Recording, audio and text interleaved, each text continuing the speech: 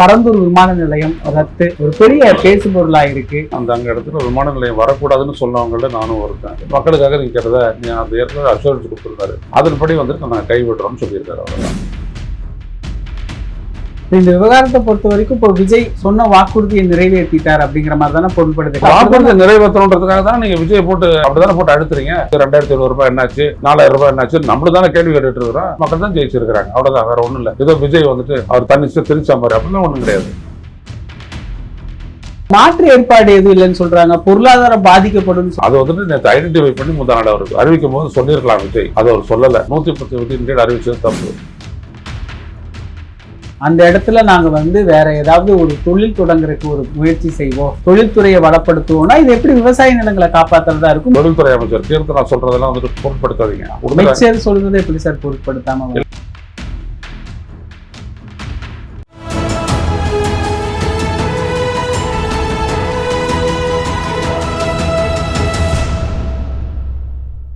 தமிழகம் நேயர்களுக்கு வணக்கம். இன்று நம்முடைய மூத்த பத்திரிகையாளர் திரு ஐயநாதன் அவர்கள் இணைந்துள்ளார். சார் வணக்கம். சார் வணக்கம். பரந்தூர் விமான நிலையம் ரத்து 2 நாள் ஆச்சு அறிவிப்பு ஒரு பெரிய பேசு பொருளா இருக்கு. நிறைய எதிர்ப்புகள் வருது, விவாதங்கள் வருது. எப்படி பாக்குறீங்க சார்? இப்போ இந்த விடயத்துல வந்துட்டு பாத்தீங்கன்னா அங்க இடத்துல விமான நிலையம் வரக்கூடாதுன்னு சொன்னவங்கள நானும் ஒருத்தன். நிறைய பேர் நம்ம தமிழ்நாட்டுடைய அரசியல் கட்சிகள் எல்லாருமே சொன்னாங்க. திமுக அதிமுகவும் பாரதிய ஜனதா காங்கிரஸும் தவிர எல்லாருமே அந்த இடத்துல வந்து விவசாயிகள் பக்கம் தான் நின்னாங்க. ஏன்னா அது அந்த மாதிரி ஒரு நல்ல ஃபெர்டைல் லேண்டுன்னு சொல்லுவோம் இல்லையா, நல்ல செழிப்பான நிலம், நிறைய நீர்நிலைகள் இருக்குது, அருமையான கிராம சூழல். அதை நம்பி கிட்டத்தட்ட 1500-2000 குடும்பங்கள் வந்துட்டு இருக்கிறாங்க, வாழ்ந்து கொண்டிருக்காங்க.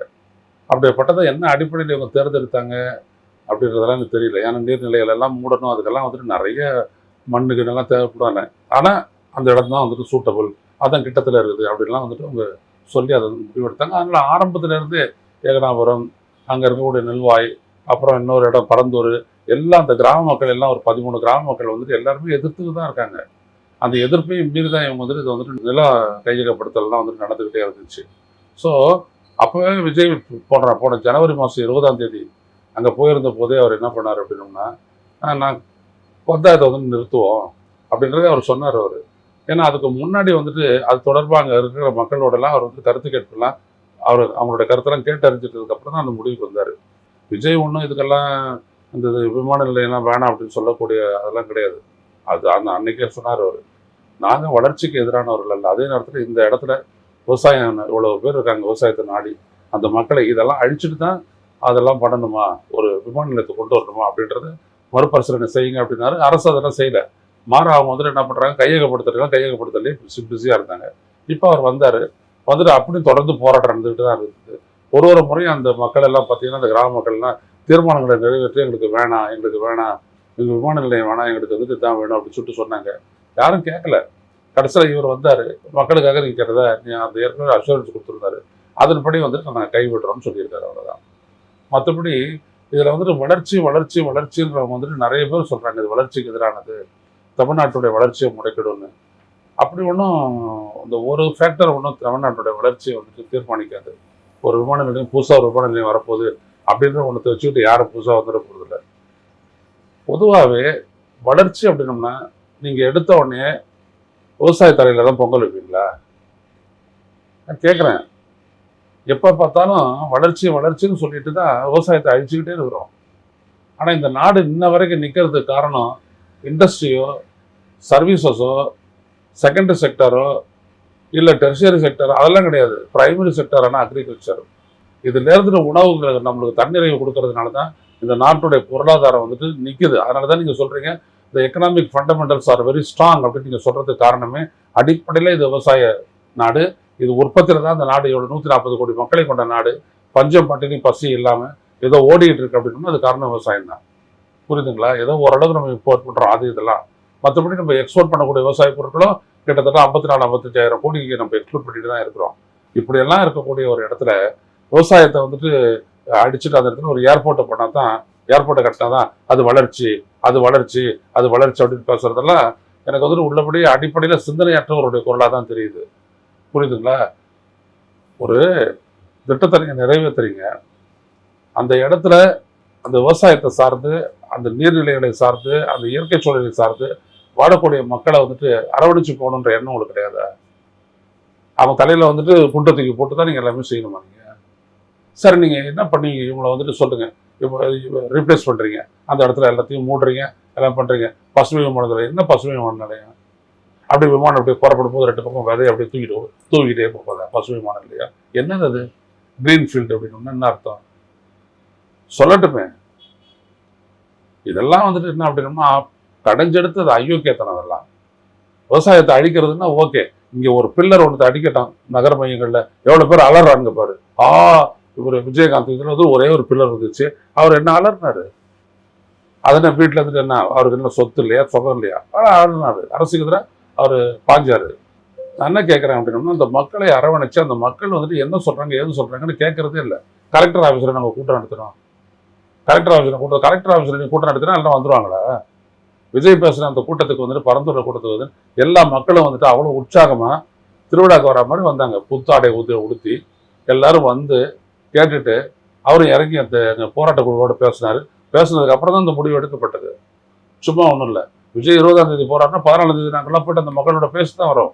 போராட்ட குழுவோட பேசிட்டு தான் அதெல்லாம் வந்து அதெல்லாம் விஜய்க்கு தெரியும். தெரிஞ்சதுக்கு அப்புறம் தான் அந்த இங்கே போகிறதுக்கான திட்டத்தை வந்து வகுத்ததான் வந்துட்டு நாங்கள் கேள்விப்பட்டோம். அப்போ ஆக இதெல்லாம் வந்துட்டு என்ன அப்படின்னா விவசாயத்தை வந்துட்டு வளர்ச்சி ஒன்றும் இல்லை. காவிரி படுகையில் என்ன பண்ணாங்க திமுக அண்ணா திமுக 2 பேருமே அங்கே வந்துட்டு மீத்தேன்ல இருந்துட்டு ஹைட்ரோ கார்பன் திட்டங்களுக்கு ஃபுல்லாக ஆதரவு கொடுத்தாங்க. இன்னைக்கு எல்லாருமே எதிர்க்கிறாங்க. ஏன் எதிர்க்கிறாங்க? அன்னைக்கு அந்த வளர்ச்சி திட்டம் தானே, ஏன் அது பண்ணல? ஏன்னா இப்போ காவிரி படுகை இல்லாத போயிடும். நம்மளுக்கு வந்துட்டு சோத்துக்கு நம்ம வந்துட்டு அதுக்கப்புறம் என்ன பண்ணுவாங்க அப்படின்னு தெரியல. நாங்கள் போராடினோம். 600 கிலோமீட்டர் மனித சங்கிலி போராட்டம் நடத்தினோம், மரக்காணம் டு ராமேஸ்வரம். அதுக்கப்புறம் தான் 2018 அதுக்கப்புறம் தான் வந்துட்டு அது முடிஞ்சிச்சு. அதுக்கப்புறம் என்ன சொன்னார், இது தர்மேந்திர பிரதான் அப்போ வந்துட்டு பெட்ரோலிய அமைச்சராக இருந்தவர், தமிழ்நாட்டு மக்களுடைய விருப்பத்துக்கு எதிராக எதுவும் திரிக்க மாட்டேன்னாரு. அதோட முடிஞ்சு போச்சு. அதுக்கப்புறம் எடப்பாடி பழனிசாமி அவர்கள் வந்துட்டு இப்போ அப்போ சீஃப் மினிஸ்டராக இருந்தார். அவர் தான் அந்த பாதுகாக்கப்பட்ட வேளாண் மண்டலன்ற சட்டத்தை கொண்டாந்து நிறைவேற்றினார். அதுக்கப்புறம் அதுக்கு முன்னாடி அந்த அரசே அதிமுக அரசே வந்துட்டு நாகப்பட்டினத்துலேயும் கடலூர்லையும் 40 கிராமங்களை வந்து எண்ணெய் முதலீட்டு மண்டலங்களாக அறிவிச்சு நோட்டிஃபிகேஷன் பண்ணியிருந்தாங்க. அதை வித்ட்ரா பண்ணார் மக்களுடைய போராட்டத்துக்கு பிறகு. அதுக்கப்புறம் இப்போ பார்த்தோம்னா பரங்கிப்பேட்டையில் வந்துட்டு கடற்பகுதியில் ஹைட்ரோ கார்பன் எடுக்கும் திட்டத்துக்கு எதிர்த்து முதல்ல போராட்டம் நடத்துகிற கட்சி அதிமுக தான். இப்போ என்னாச்சு வளர்ச்சி எல்லாம்? அன்னைக்கு திரு எடப்பாடி பழனிசாமி அவர்களை வந்துட்டு போன ஞாயிற்றுக்கிழமை நாங்கள் சந்திக்கும் போது அவர் அதெல்லாம் சொல்றாரு எடுத்து. அப்போ எல்லாரும் மாறுவாங்க, விவரம் தெரிஞ்சுக்கணும். இவங்க மட்டும் மாறவே மாட்டாங்க. வளர்ச்சி வளர்ச்சி அப்புறம் அங்கிருந்தா எக்ஸ்போர்ட் ஆகுது அப்படி இப்படிலாம் சொல்றாங்க. ஸோ அடிப்படையில் ஒன்று புரிஞ்சுக்கணும், வளர்ச்சி அப்படின்னு விவசாயத்தை அழிக்கிறது தானே. அப்புறம் இன்னொன்று சொல்றாங்க, இன்னொரு ஆர்குமெண்ட், எங்க போயிட்டு இது பண்ணாலும் விவசாய நிலம் அங்கே இருக்கத்தான் செய்யும், அதனால என்ன பண்றது அப்படின்னு.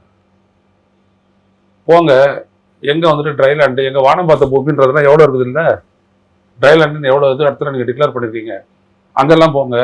அங்க போயிட்டு அந்த ஜனங்க விற்கிறதுக்கு ரெடியா இருப்பாங்க, அந்த இடத்துல போயிட்டு செய்யுங்க. அங்கேயும் ஊர் அடிக்காதீங்க, புரியுதுங்களா? அப்படி செய்யுங்க. அதை விட்டுட்டு எப்போ பார்த்தாலும் நல்லா தஞ்சாவூரை எத்தனை குறி வச்சிருக்கிறீங்க நீங்க. ஹைட்ரோ கார்பனை குறி வச்சுங்க, மீத்தேனுக்கு குறி வச்சுங்க, நிலக்கரி குறி வச்சுங்க. ஏன் அப்புறம் எங்க இருந்து சோர்ஸ் சாப்பிடுவீங்க? எத்தனை லட்சம் கணக்கான ஏக்கரால் நம்ம வந்துட்டு அங்கே விவசாயம் பண்ணிட்டு இருக்கோம். இதெல்லாம் நம்மளுக்கு தான் தெரியுது. ஒரு பக்கம் காவிரி பிரச்சனைக்கு போராட வேண்டியது, இன்னொரு பக்கம் ஹைட்ரோ கார்பனையும் ஆதரிக்க வேண்டியது. எப்படி இந்த டபுள் கேம் எல்லாம் ஆடினாங்க பார்த்தோம்ல. அதுக்கப்புறம் எப்படி மாறினாங்க? மக்கள் போராட்டம். அதே தான் இங்கேயும் மக்கள் தான் ஜெயிச்சிருக்கிறாங்க, அவ்வளோதான், வேற ஒன்றும் இல்லை. ஏதோ விஜய் வந்துட்டு அவர் தன்னிச்சையா திரிச்சா மாதிரி அப்படிலாம் ஒன்றும் கிடையாது. அவர் அந்த மக்களிடையே போய் பேசினாரு, எந்த தலைவர் திரும்ப பேசினாரு, தம்பி சீமான் போய் பேசினாரு, வேல்முருகன் போய் பேசினாரு, கம்யூனிஸ்ட் எல்லாம் போய் பேசுறாங்க, இன்னும் பலரும் போய் பேசுறாங்க. அந்த மக்கள் தான் தெளிவாக எல்லாருமே எடுத்து வச்சிருக்கிறாங்களே. ஆனால் இந்த பிரதான 4 கட்சிகள் மட்டும் எதுக்கும் போறதில்லை, அப்படியே அவங்களே முடிச்சிடுறது எல்லாமே. இது எப்படி சரியாகும்? இந்த விவகாரத்தை பொறுத்த வரைக்கும் இப்போ விஜய் சொன்ன வாக்குறுதியை நிறைவேற்றிட்டார் அப்படிங்கிற மாதிரி தானே பொருள்படுது. கடந்த ஒரு 10 ஆண்டுகளா 2017க்கு பிறகு ஒரு பெரிய அளவுல ஒரு திட்டம் அறிவிச்சு அது வந்து மக்கள் போராட்டத்தால இதுவரைக்கும் கைவிடப்பட்டதா நம்ம பார்க்க முடியல. ஆனா இந்த இதுல ஹைட்ரோ கார்பன் திட்டத்தை விட மொத்த காவிரி படுகையும் கபலீகரம் பண்ணக்கூடிய ஹைட்ரோ கார்பன் திட்டத்தை விட இது பெருசு. இது வெறும் ஒரு 5000 ஏக்கரா தானுங்க. அது எத்தனை மாவட்டங்க? தஞ்சை, திருச்சி, தஞ்சாவூர் மாவட்டம், தஞ்சை, புதுக்கோட்டை, திருவாரூர், மயிலாடுதுறை, நாகப்பட்டினம், அரியலூர், எவ்வளவு பெரிய அதையும் வந்து நிறுத்தணுமே. புரியுதுங்களா? இந்த விவகாரத்துல சொன்ன வாக்குறுதியை நிறைவேற்றிட்டார்ல. வாக்குறுதியை நிறைவேற்றணுன்றதுக்காக தான் நீங்க விஜய் போட்டு யாரா இருந்தாலும் அப்படிதானே போட்டு அழுத்துறீங்க. வாக்குறுதி என்னாச்சு, 2700 ரூபாய் என்னாச்சு, 4000 ரூபாய் என்னாச்சு, நம்மளு தானே கேள்வி கேட்டுட்டு இருக்கிறோம். அப்புறம் ஒருத்தர் நிறைவேற்ற போது விஜய் வந்துட்டு நேரா வந்து இன்னைக்கு இதை செஞ்சாருன்னா பரவாயில்ல. அவர் அங்க போனது போன வருஷம் ஜனவரி 20ஆம் தேதி போயிட்டு பேட்டியெல்லாம் கொடுத்தாரு. பேட்டியெல்லாம் கொடுக்கும்போது அதுக்கு ஏதாவது பதில் சொல்லிச்சார் நினைக்கிறது அரசு? நான் திமுக ஆதரவாக தான் பேசிட்டு இருந்தேன். சொல்லுங்க, என்ன பேசுறீங்க அவர் கேட்டதுக்கு? ஏன் அதை அழிக்கணும்? இப்போ மேலூர்ல போராட்டம் நடந்தது டங்ஸ்டனுக்காக. அந்த போராட்டத்துக்கு ஏன் வந்துட்டு அரசு வந்துட்டு எதிர்த்தது? இப்போ மாநில அரசு விவசாயம் பாதிக்கப்படும் அதை விஜய் சுட்டி காட்டினாரா இல்லையா? இங்கே அங்க விவசாயத்தை காப்பாற்றணும்னா இங்கேயும் அதுதானே நிலைமை. அங்க விவசாயியை காப்பாற்றவும் இங்க பலியிடணுமா? கேட்டாரா இல்லையா? அப்ப நீங்க அதை வந்து யோசிக்கணும். யோசிக்கிறதே இல்லை. நாங்க அப்படியே அதுக்கப்புறம் தான் ஸ்பீடப் பண்றவங்க எல்லாத்தையுமே. நிலம் அக்யூசிஷன், லேண்ட் அக்யூசிஷன் வேகமா பண்றாங்க அவங்க. இப்ப இதுல மாற்று ஏற்பாடு எதுவும் இல்லைன்னு சொல்றாங்க, பொருளாதாரம் பாதிக்கப்படும். அது ஒரு விஷயம். மாற்று ஏற்பாடு இதுக்கு மேல வேற ஒரு இடம் அப்படின்னு இருக்கு.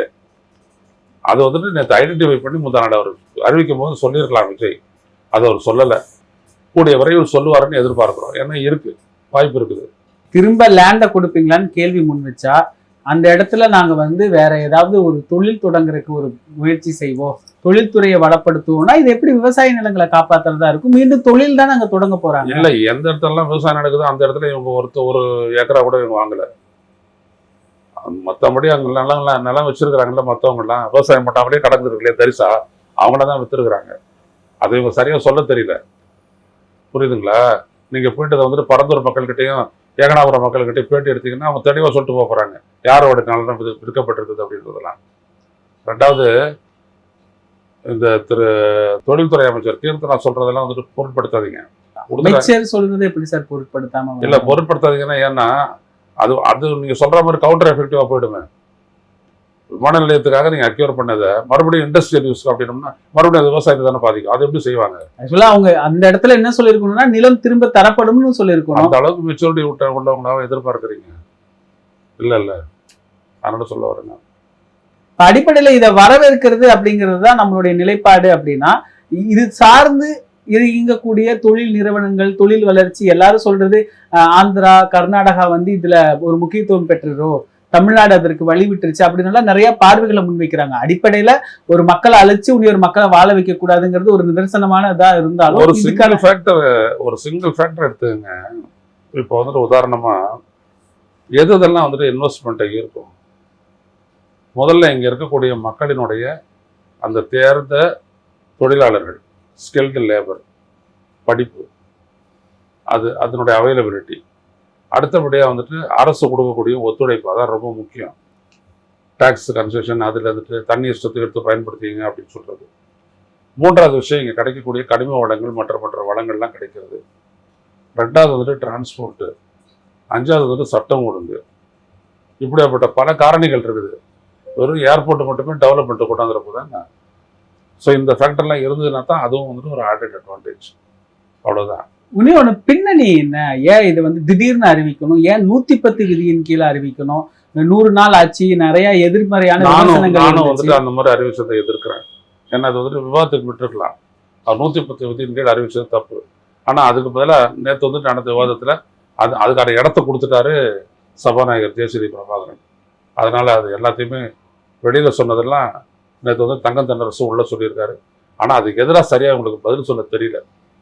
இவங்களுக்கு வந்துட்டு என்னன்னா, விஜயனுடைய அமைச்சர்கள்லாம் என்ன இருக்காங்கன்னா, திமுக ஏதாவது சொன்னாங்கன்னா அதுக்கு ஏதாவது வேற ஒன்று சொல்லிட்டு அவங்கள கோவப்படுத்தி விடுறது, சண்டைக்கு எடுக்கிறது, இதுதான் பண்ணிட்டு இருக்கிறாங்க. அதனால தான் வந்துட்டு இவரோட எதிர்ப்பே இருக்கு. நிதானமா அந்த பரந்தூர், ஏகனாபுரம் மக்கள் அவங்க கொடுத்த பதில் இருக்கு இல்லையா, அந்த பதிலை வந்துட்டு யாராவது ஒவ்வொரு அமைச்சர் படிச்சிருந்தாலும் சட்டப்பேரவையில் இவங்களெல்லாம் பதில் சொல்ல முடியாது. நாங்கள்லாம் அனாதையா போகிறதா, அகதியா போகிறதா, நீங்கள் கொடுக்குற காம்பன்சேஷன் வச்சுக்கிட்டு நாங்கள் எங்கே போய்ட்டு இடம் வாங்குறது? நீங்கள் சொல்லுங்க. சரி, இந்த 10 கிராமங்களை அழிச்சிடலாம், வேற ஒரு எங்கே 13 கிராமங்களை உருவாக்குவீங்க?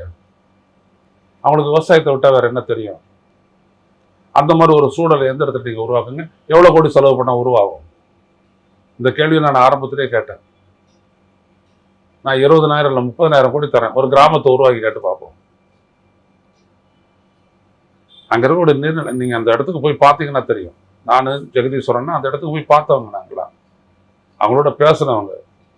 அதுக்கப்புறம் தான் நாங்கள் பல்வேறுபட்ட செய்தி குறிப்பை வந்துட்டு விஜய்க்கு அனுப்பினோம். அப்புறம் ஆதரவாளர் அந்த காலகட்டம். அப்போது நாங்கள்லாம் வந்துட்டு சும்மா இங்கே உட்காந்துட்டு அதெல்லாம் பேசவே இல்லை. எனக்கு ஸ்டெர்லைட்டாக இருந்தாலும் சரி, தூத்துக்குடியாக இருந்தாலும் சரி, தஞ்சை படுகை காவிரி படுகையாக இருந்தாலும் சரி, இது இங்கே எதுவாக இருந்தாலும் சரி, ஏகனாபுரம் படந்தூராக இருந்தாலும் சரி, எல்லாம் ஒன்று தான். விவசாயத்தை எடுத்துட்டு வளர்ச்சின்னு பேசாதீங்க, அதை சரியாக எடுத்து சொல்லணும். அவங்க எத்தனை லீஃப்லெட் கொடுத்தாங்க, எவ்வளவு விவரங்களை கொடுத்தாங்க, அதெல்லாம் வந்துட்டு சட்டப்பேரவையில் படிக்கவே இல்லை இவங்க. விஜயனுடைய கவர்மெண்ட், விஜயனுடைய அமைச்சர்கள் அவங்க எதோ சொல்கிறாங்க, நீங்கள் இதுக்கு இந்த கிளியரன்ஸ் வாங்கலை, நீங்கள் அதை வாங்கலை, நீங்கள் இது வாங்கலை அப்படின்ட்டு எதையோ பேசுகிறாங்க. அதுவும் இந்த நிர்மல்குமார் பேசுறதெல்லாம் நாரசம், சகிக்க முடியாது. இப்படி எனக்கு எடுத்து வைப்பீங்க? அவர் எப்படி வச்சாரு? தங்கதரசு எப்படி பேசினார் அந்த விஷயத்த? புரியுதுங்களா? அப்படி சொல்லணும். வளர்ச்சி திட்டம்னு சொல்றீங்களே, அப்போ வளர்ச்சி திட்டம்னா ஏன் 8 வழிச்சாலை கைவிடப்பட்டது? ஏன் மீத்தேன் திட்டம் கைவிடப்பட்டது? ஏன் கடல்ல வந்துட்டு ஹைட்ரோ கார்பன் எடுக்கக்கூடிய பல திட்டங்கள் கைவிடப்பட்டது? வேதாந்தா நிறுவனத்தினுடைய அதெல்லாம் ஏன் கைவிடப்பட்டது?